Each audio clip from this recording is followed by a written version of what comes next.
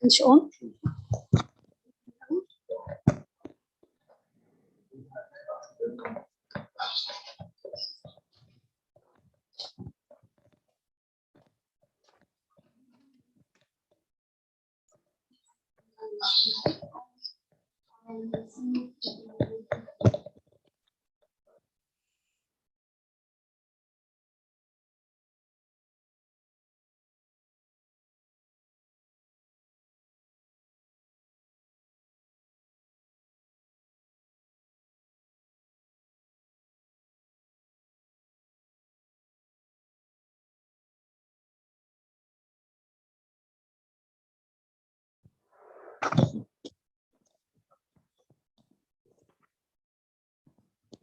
Our talk will be divided between the oasis in the Western Desert and those protected areas in Sinai. So actually, Egypt is famous for safari tourism because the land of Egypt has all the tools that make all those successful safari trips happen. For example, we have vast deserts, we have mountains of different shapes and colors. We have also the oasis, the fertile oasis, which make all the fun activities possible. In Egypt also, we have many protectorates, like the one of St. Catherine, including the spot or the area of the Holy Mountain, which we call Mount Moses. The famous safari spots and protected areas in South Sinai are so many to talk about. And I would like to start with St. Catherine. So St. Catherine is the biggest natural protected area in Egypt. It's about 460 kilometers away from Cairo.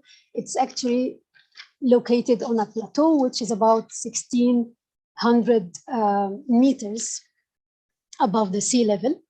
Before we proceed and talk about St. Catherine, I would like to mention that any tourist, any local can visit South Sinai using a bus, a car, or even you can fly from Cairo to Sharm el-Sheikh International Airport, and from Sharm el-Sheikh, all those safaris and adventurous tours can be easily arranged.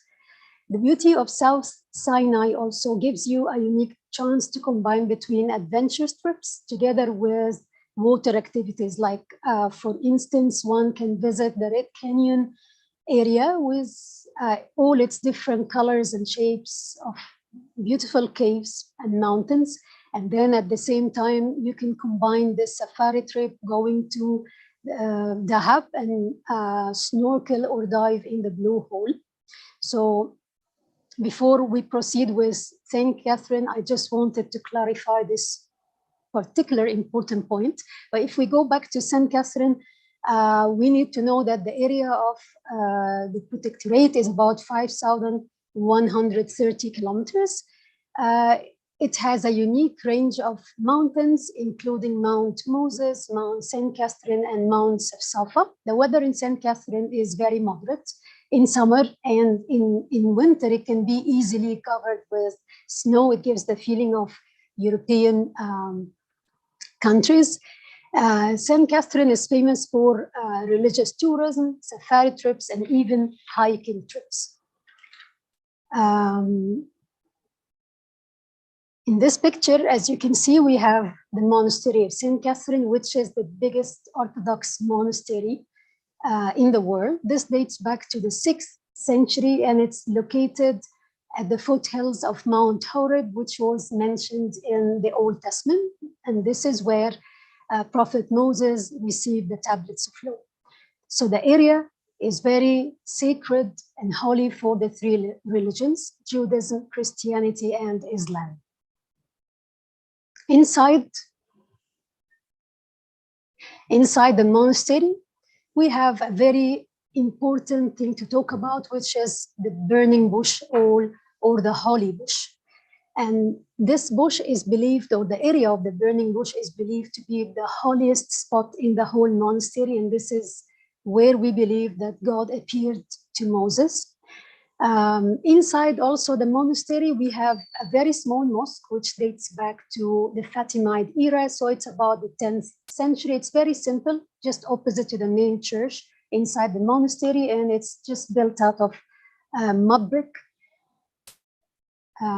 This is another picture for the burning bush.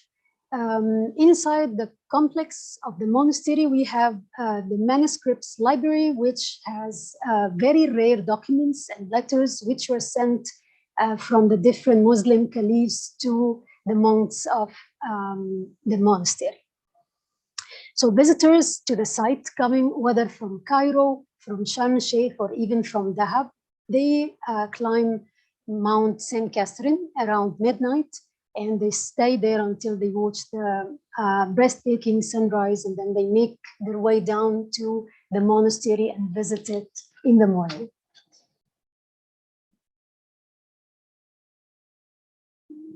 Okay, so in the protectorate of St. Catherine, we have some very simple lodges, very simple hotels, designed most of them in Bedouin style. They are very close to the site of the monastery, so a lot of visitors, whether Egyptians or foreigners, stay there. So they are rather very simple motels than big hotels, but they are very sufficient for people to spend the night before climbing up the mountain. Okay, so here we have Taba protected area. And as you can see, this is one of the most beautiful spots actually in Sinai, very, very fitting for safari trips. The safari trips there, they start from what we call the White Valley, as you can see in the picture. So the very beginning part of the safari trip starts that people get themselves tied with ropes, they descend the mountain, enjoying the hiking, which is very, very unique. And then going down, they have at least 1 hour to wander around in the desert. And at the end, they reach a beautiful small green oasis inhabited with a group of Bedouins. And this is where they invite them for a meal. This is where they get to know a bit about the life of the Bedouins. They get to enjoy also on the way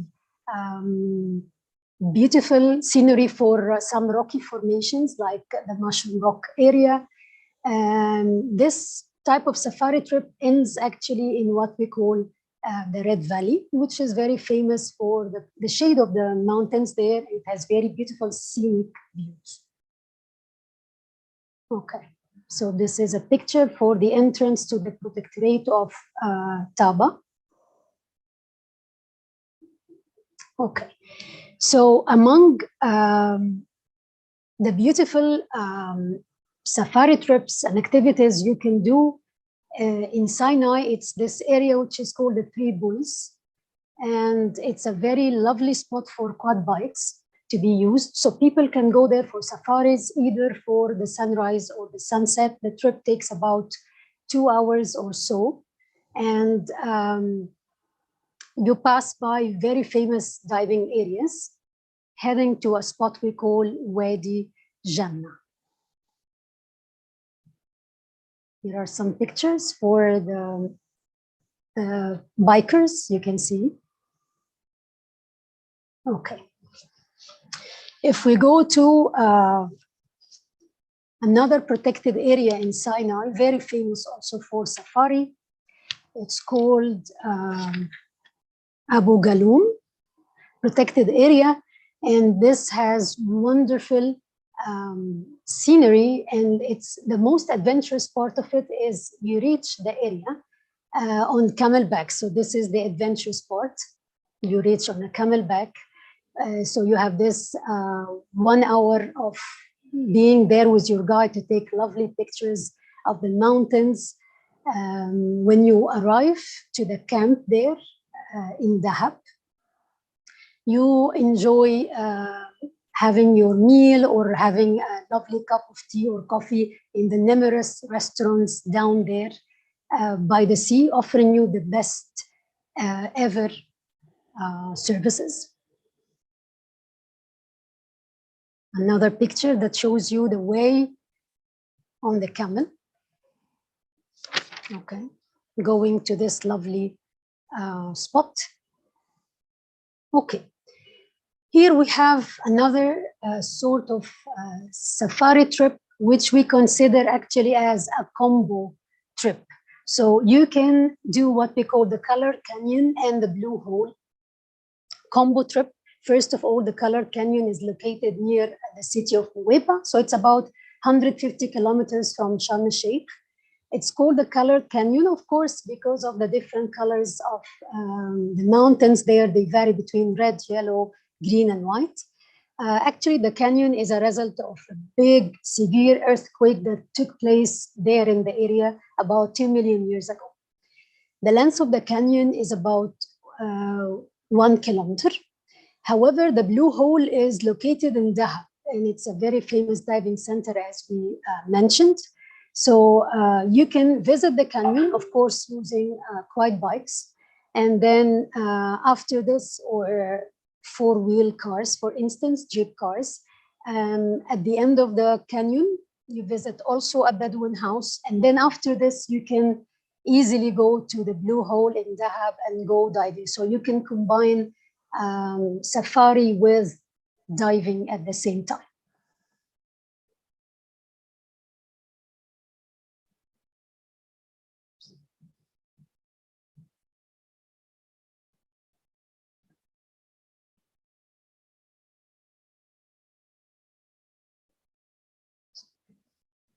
Okay, here we have another beautiful spot in Sinai region to talk about. It's called Lake El-Washwash or El-Washwashi. This peculiar name actually comes, or it was given to the spot because of the noise or the sound of the wind made when it bounces on the surface of the surrounding monuments. Actually, this lake has turquoise water, as you can see. It's very close to the area known as Ras Shaitan, north of Nuweiba. And the reason for the formation of the water, as you can see, it's probably because of many years of rainfall. And it was collected, as you can see, at the foothills of the mountains. It formated like ponds and lakes, and that stayed in place. It had no drainage to the sea, so it stayed over the years, and it gave this spot a very special flavor.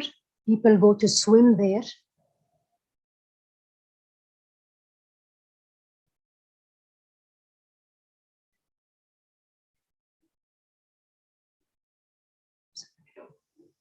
Here is another lovely picture for young ones jumping.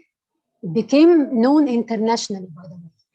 Another spot here, it's a beautiful oasis known as Ain Khudra or Khadra.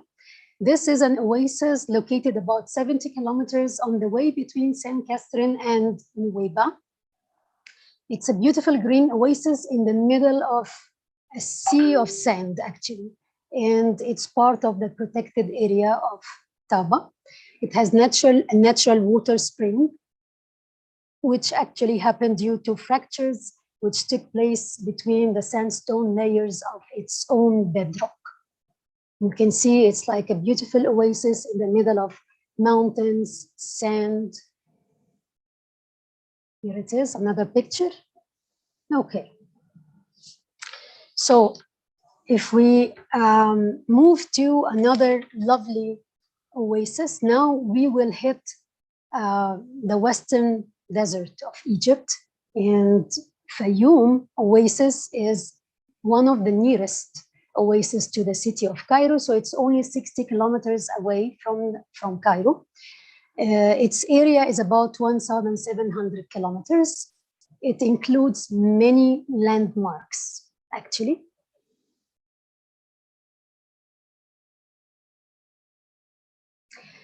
For example, it includes the valley of Rayyan or Rayyan Valley. It includes the valley of the whales, and it includes also Lake Ghalun.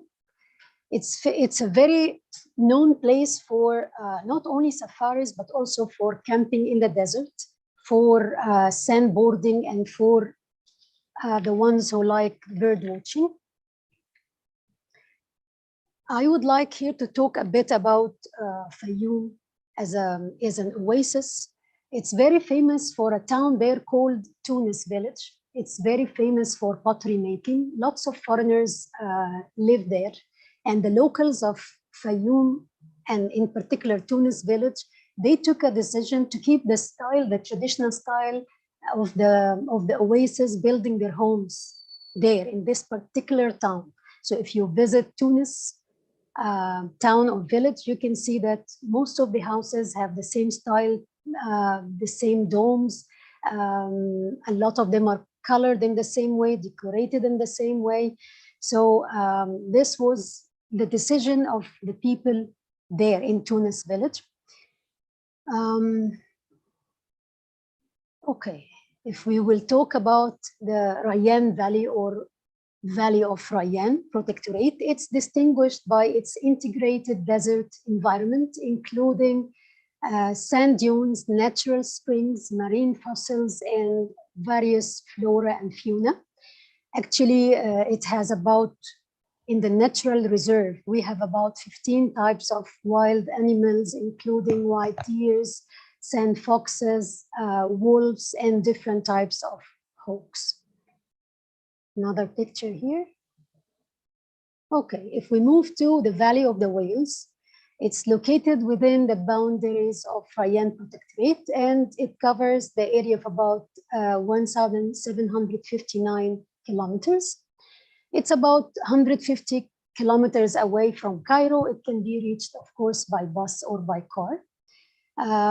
Wadi Hitan, or the Valley of the Whales, is famous for the presence of complete skeletons for whales, which lived in the area about 4 million years ago, when the entire Fayoum oasis was covered with a big ocean. So in year 2005, this site was chosen by the UNESCO to be on the World Heritage List. Okay. So people can go visit, see this lovely museum at the moment, but people are not actually allowed to touch anything. Okay, so in Fayoum, we have a lot of eco-friendly hotels, lodges with swimming pools. Some of them are quite expensive for the quality of the service they give. A lot of them are overlooking Lake Ghalun. Okay, now we will be moving to the most famous spots for safaris and adventurous trips in the Western Desert. And I would like to start with Siwa Oasis. Siwa Oasis is about 627 kilometers from Cairo. It's about 360 kilometers southwest of Matruh, about 420 kilometers from Bahariya Oasis. And it's characterized by the beauty of nature there. Palm trees, olive trees, natural water springs, and mountains surrounding the oasis from all directions. It has also pharaonic and Roman archaeological sites and ruins. As for its climate, it can be very hot in summer and it can be very cold in winter. However, the best time to visit Siwa Oasis, it's in the mild spring and autumn weather. Safari trips, of course, there can be done by four-wheel drive.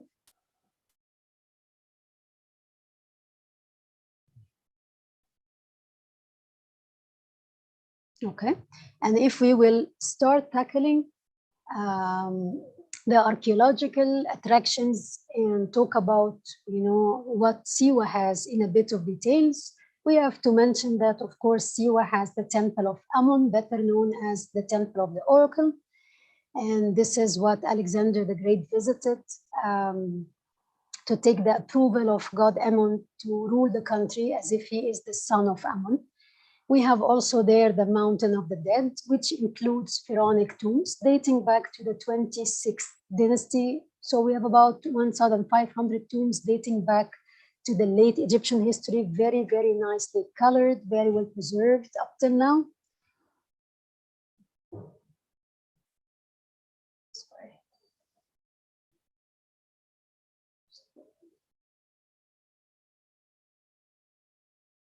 Okay. So before we talk about the medical tourism in Siwa, I would like to mention that also Siwa has, as we said, natural springs. One of them has the name Cleopatra Spring, and it was believed that this was a favorite place for Queen Cleopatra to go there with her lover Mark Antony to sink in the water and enjoy all its minerals and hot temperature. We have also in Siwa the salt lakes, where you float exactly like what happens when you go to the Dead Sea. Before we talk about the medical tourism in Siwa, I would like to tell you a bit about the Siwan people.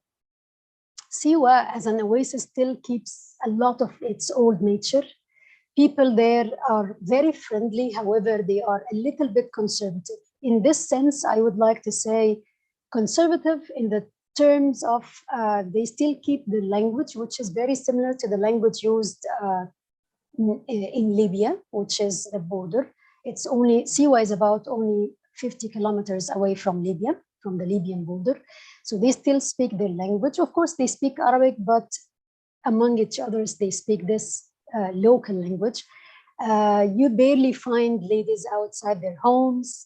They are very, very fond of their own local outfits, which is very traditional, whether for men or for women. Ladies there are very known for making handmade crafts, especially like salt lamps, and they sell it to the tourists. However, if we move to the medical tourism part in Siwa, we have to say that the medical tourism season there starts between June and August each year. It takes place in a very known site called Jabal el-Dakrur, and that's where people suffering from rheumatism, arthritis, any skin problems, even the infertile patients, they go there to get buried under the hot sand with expected great results. And people go there from all around the world, not only Egypt, from the Arab world, and also from Europe. So as you can see in the picture, this is the process of treating people looking for remedies from different skin diseases, arthritis, bone problems, physical therapy, and so on. Another picture, okay? So as I was telling you, here is a picture for Cleopatra's bath. This is one of the most important wells. So Cleopatra, it was not really proved that she was there, but it's famous among the locals and the foreigners with this name. Also, Herodotus gave it the name of the sun rays. Many other names were given to this beautiful and still working water well. As for the accommodation, in Siwa, we have lots of eco-friendly hotels. We have lodges also. Some of them, they use no electricity, as you can see in the picture. Some of them, they use just candles. Among the attractions of Siwa, before I leave Siwa, we have the Siwa House Museum. And this is where you get to see real artifacts of ancient Siwa population. It gives you an idea about traditions and customs of the Siwan people, especially with matters like marriage. Their marriage many years ago used to last for 7 days, where the bride used to wear a special outfit, which you can still see in the museum, and they keep it. You know, in the family, it gets inherited from a grandmother to the mother and then to the daughter, and so on. So to reach Siwa, it's, as we said, about 8 hours and at the driving, and at the moment you can fly. Okay, another lovely oasis to talk about here. It is Bahariya oasis. Bahariya oasis is also one of the beautiful oases we have in the Western Desert. It's about 360 kilometers southwest of Giza, and it's 180 kilometers west of Asyut, and it's about 420 kilometers from Dakhla.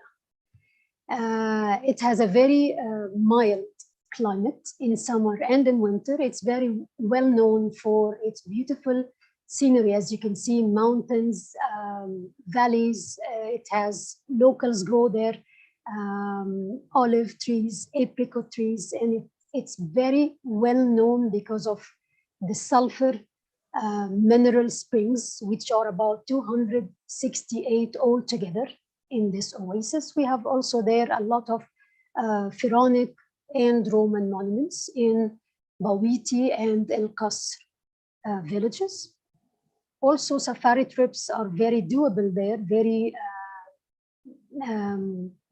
special experience there, especially if you arrange one, you drive with 4-wheel and you go to a spot called Dust and El Maghrafa. And those are, as you can see in the picture, they are two mountains in an area which has a lot of rocky formations, very special, very, nice experience to have. Sorry. Okay, so how about, sorry.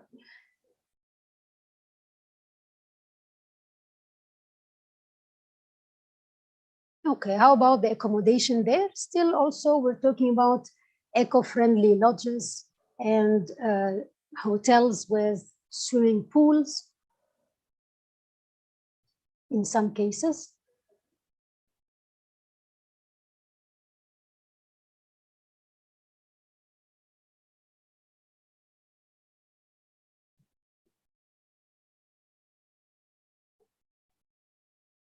Okay.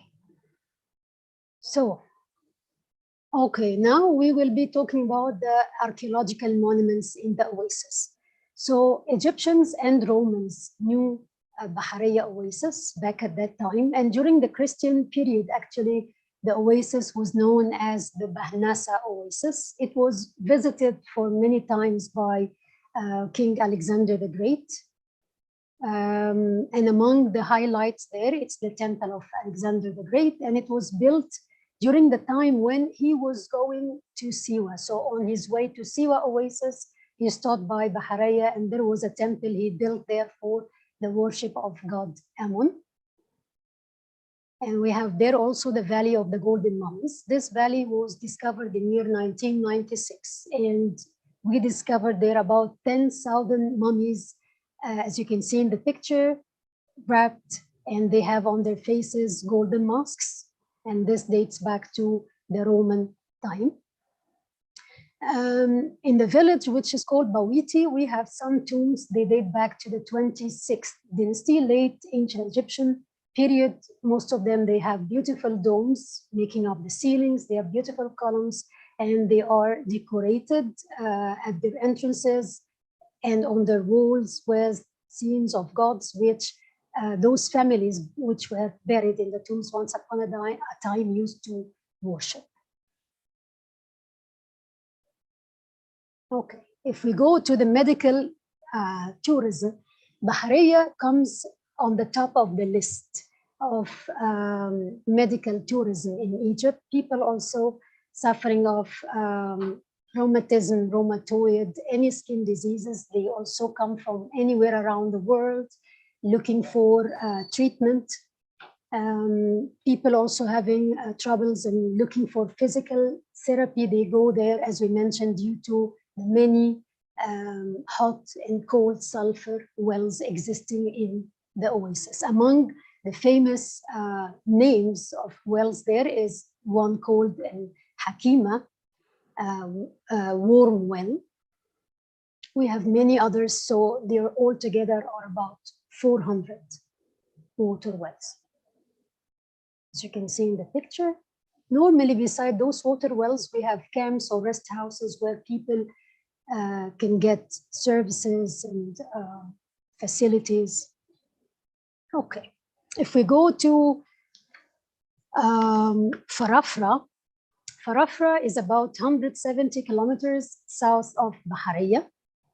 It's suitable for safari, especially using the route which links between Bahariya and Dakhla oasis.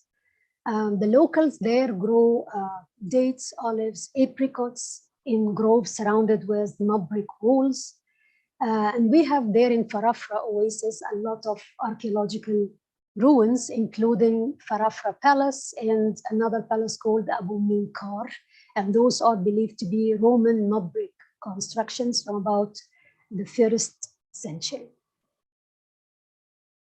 Okay, but if we will talk about Farafra and give a bit of care, then I'll have to tell you a bit about the White Desert. The White Desert is characterized by its geological formation of white limestone that sometimes take distinguished shapes like mushrooms, like chicken, for example, as you can see in the picture.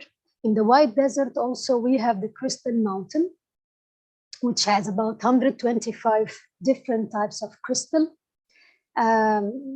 Those formations of crystal, they shine in the sun like diamonds, literally like diamonds, and the area of the White Desert is considered as a natural protectorate.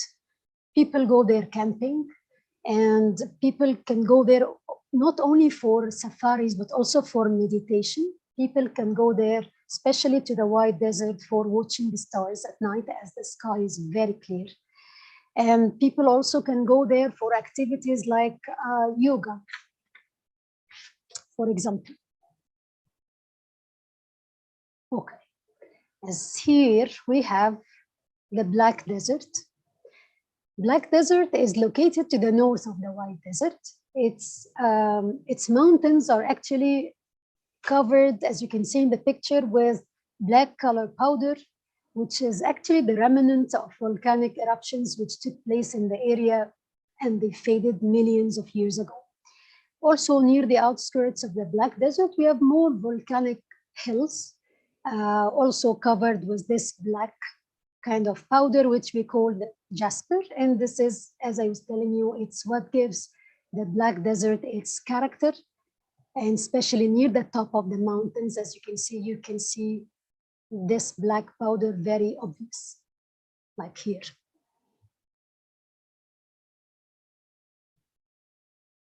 Okay. If we go to Dakhla oasis, it's about 850 kilometers from Cairo. It's considered as the second capital for the new Valley Governorate after Kharga, of course. And the main city or the main town of Dakhla is called Mout. It's famous for water wells and also historical sites.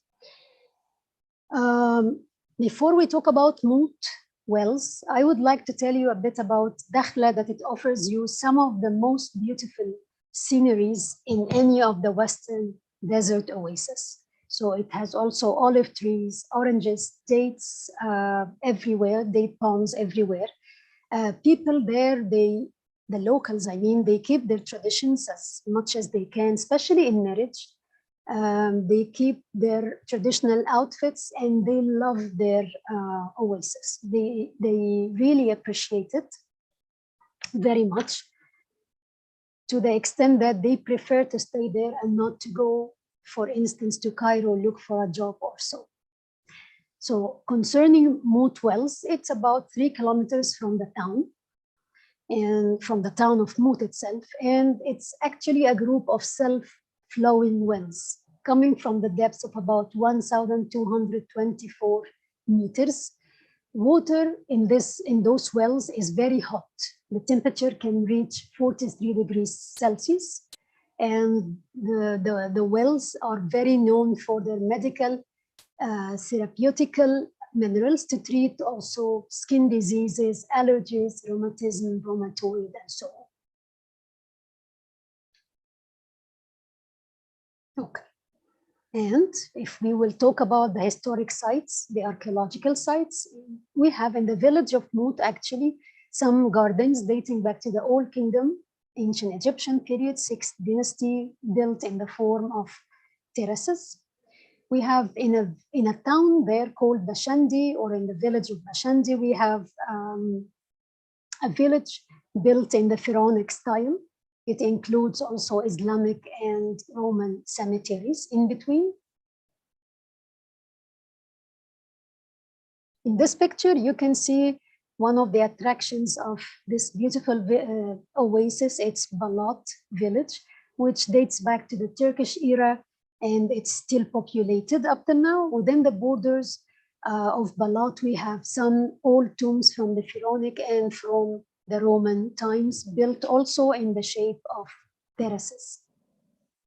Next, we have the temple of Deir el-Hajar, and this dates back to the Roman era, and it was built for god Amun and his wife. Amun was the most famous god in Luxor, but his worship was everywhere in Egypt. Next, we have the Islamic village of Qasr, which is actually, it dates back to the Ayyubite period. So it's a beautiful medieval mud brick, charming town in which some of the buildings still standing there from the 10th century. It has, as you can see in the picture, a minaret, which is made out of wood, and it's about 3 stories in height. And we have in this town a lot of houses. The door lintels there were covered with beautiful Quranic verses. As you can see, very, very charming. Okay, the same with most of our oasis, economic friendly, environmental friendly, lodges and hotels, sometimes with small swimming pools. Okay, now we have another lovely oasis, the southernmost oasis in the Western Desert, which is El Kharga. Okay, so El Kharga, it's the capital of the New Valley Governorate. It's situated about 650 kilometers from Cairo, 232 kilometers of Asyut, and it's about 250 kilometers from Dakhla oasis. In Kharga, we have a lot of archaeological sites. We have a lot of natural water springs and beautiful sceneries, of course, as you can see in front of you. The climate there is very dry. Humidity doesn't exceed about 9%.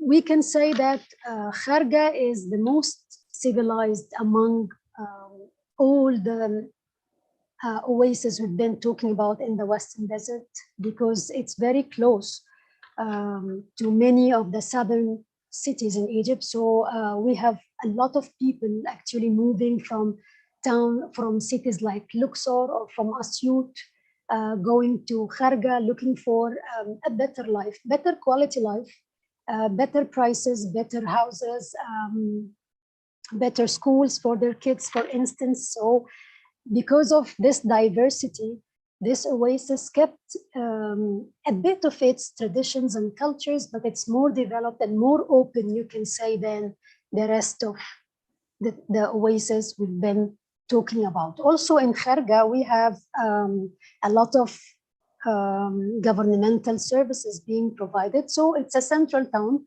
and that's why people from other oases, they go there sometimes to finish formal papers and so. Okay, if we will talk about one of the highlights there, which is the many, many water holes and wells we have in Kharga. Among the most famous are the wells of Bulak, with the temperature of, as you can see, about 39 degrees Celsius. Another famous well there is called Nasser's tourist's well. This is how it is called. Nearby this particular well, we have camps located there for people looking for recovery, looking for having services, having a break, eating something, also mixing up with the Bedouins. As for the historic sites of Kharga, we have many of them. First of all, we have the temple. In the picture, you can see the temple of Hebes, and this dates back to the 26th dynasty. This was built for god Ammon. Still, it retains a lot of colors, paintings inside. We have also there the Bagawat tombs, including about 263 structures with domes, beautiful colors. And in the middle, between those domes or tombs, we have a church.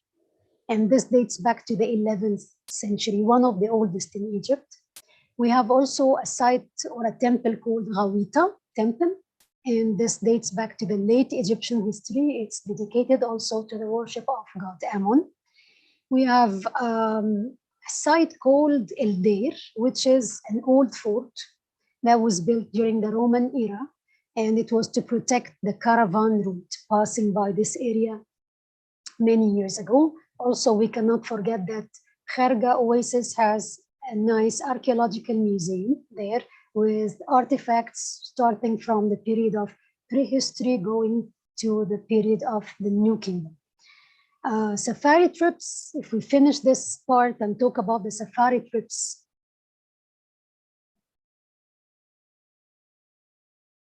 Sorry, the safari trips in Kharga,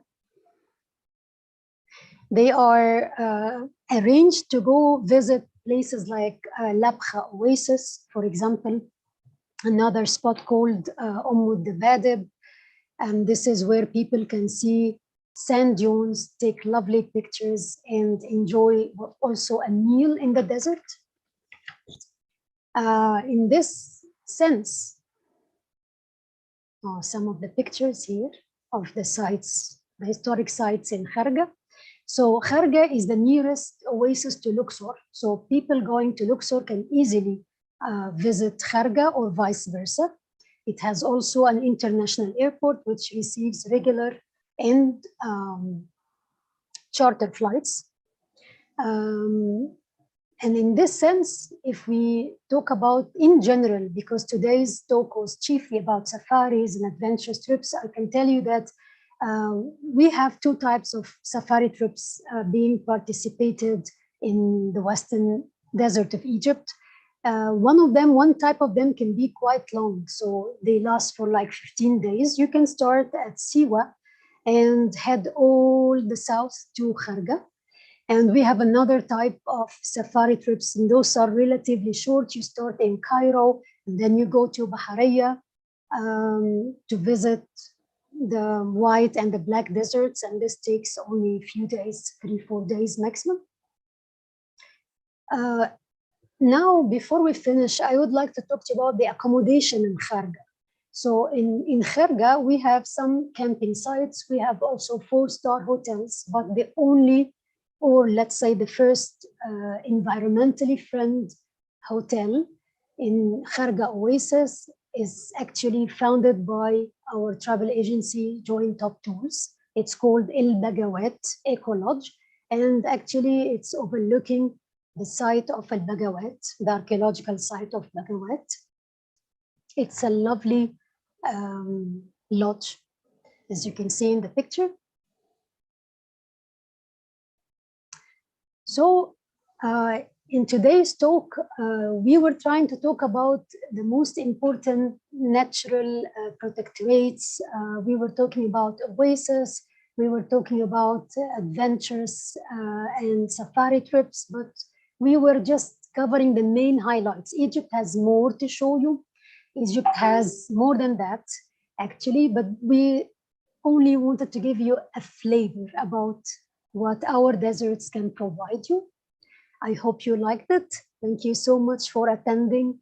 And I would like to see you in one of our coming trips in Egypt or even outside Egypt. Thank you again. Goodbye.